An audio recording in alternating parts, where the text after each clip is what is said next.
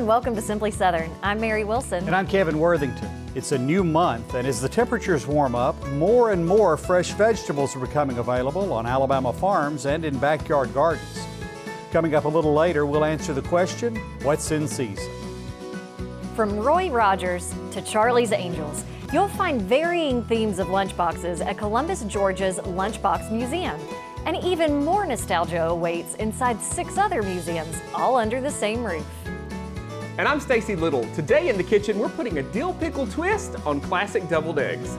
Y'all stay tuned. Mary, when your fur baby Doug the dog's not feeling well, what do? Well, we typically take him to see his veterinarian. But Doug only weighs about 35 pounds. What if the patient is a 1,200-pound cow? Then you need somebody that makes house or pasture calls. But that's becoming increasingly difficult as more and more vet students are opting for a small animal practice. That leaves farmers wondering what to do about the health care of their cows, horses, hogs, and many other animals. He got hurt the other day. Pepper here is not nearly as excited to see Dr. Christi Standridge as his big brothers Bob and Chief seem to be. Good point. Dr. Christi, as she's known locally, has been treating animals in Northeast Alabama since she started her practice in rural Marshall County about 5 years ago. I've always wanted to be a rural mixed animal practitioner in Northeast Alabama, very specifically. But Dr. Christi is different from most vets in that she treats all kinds of animals. Part of the reason is that it's harder to treat large animals. So you have to go in, rectally, and you can actually feel the baby and placentomes and other signs that let you know that she's pregnant or not pregnant and how far along she is. And so, when you're talking about putting your arm in a 1,200-pound animal and they're thrashing around in the chute, that can kind of get, it can get a little bit rough on your body after several. Small animals are also more rewarding financially. Good boy. I can spay, 4 or 5 animals in an hour or so, hour and a half. And you're talking about $100 to $150 a piece, and that's that's just here at this rural practice. So you do that versus most large animal stuff, you're at the most $100 an hour is what you're looking at. So yes, it makes a huge difference. Even at a lower rate, most farmers try to protect their profit margins by doing some basic veterinary work themselves. We do try to handle all of the other well cattle stuff we need to do, like our annual vaccinations that we do, our dewormings, our retagging, identification by tattoo, we apply those, all that, yes.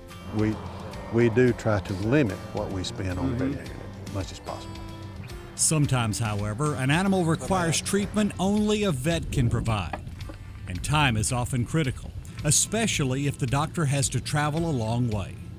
You better have a neighbor who has some skills that can help you with that, or you're going to have to call one of these people and get them lined up and get them to come to you, and that's going to be an expensive proposition. Dr. Christi acknowledges her practice would be more profitable and a lot less work if she only treated small animals. But she's wanted to do this kind of work since she was a little girl, and it's a lifestyle her family loves. My own father has said, we got to get this large animal stuff, got to dwindle it down because it's just not as profitable as a small animal side. But we've sat down and talked to him, my husband and I both, this is a service we provide. Everybody in this community is family to us. It's not only a career and a lifestyle, it's the service that God's called me to do. Mary, 40 years ago, about 40% of all veterinarians were in large animal practices. Today, it's less than 5%. And of graduating veterinary students, only 3 to 4% plan to treat large animals. So this is a problem that will likely continue for a long time. Becoming a veterinarian takes a lot of time and money. There are incentives available that encourage students to go into large animal practice by repaying some or all of their student debt. So far, however, they haven't been entirely successful. When Simply Southern continues, enjoy being a kid again. You'll feel like you're back in the school cafeteria with all your friends when we visit the Lunchbox Museum in Columbus, Georgia.